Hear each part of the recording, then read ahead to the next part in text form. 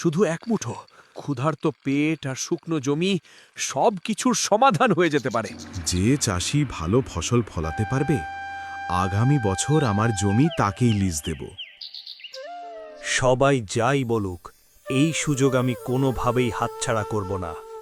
এই মাটিতেই আমি আমার ভাগ্য বদলাবো। কিন্তু স্বপ্নের পথে তার সামনে তখন দাঁড়িয়ে আছে একটা কঠিন, নির্মম বাস্তবতা। বীজ কেনার মতো কোনো টাকা তার নেই।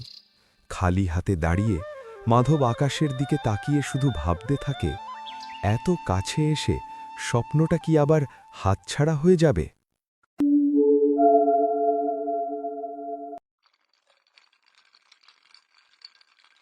এক মুঠো নিলে, শুধু এক মুঠো, কেউ তো জানবেও না।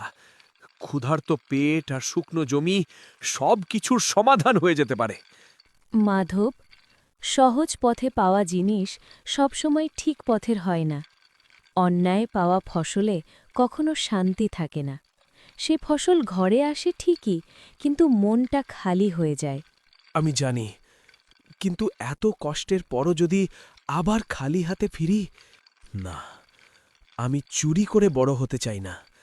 আমি এমন ফসল চাই যার দিকে তাকিয়ে মাথা উঁচু করে দাঁড়াতে পারি। সৎপথ কঠিন হোক, আমি সেই পথেই লড়ব।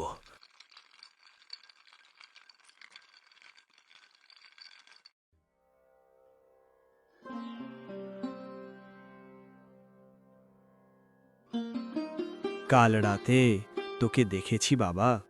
অন্ধকারে সবাই যখন ভুল পথে যেতে পারে, তুই তখন নিজেকে থামিয়েছিস।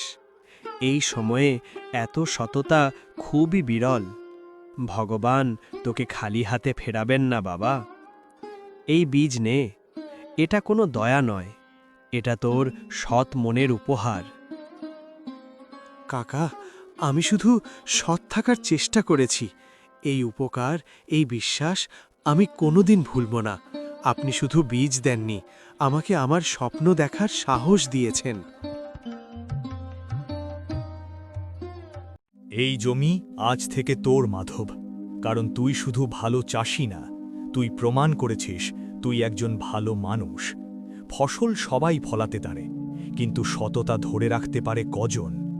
আজ আমি তোকে জমি দিচ্ছি, কিন্তু আসলে আমি সম্মান দিচ্ছি তোর সৎ মনকে। কাকা, এই জমি শুধু আমার একার না, এটা সেই বিশ্বাসের যা আমাকে অন্যায় থেকে ফিরিয়ে এনেছে।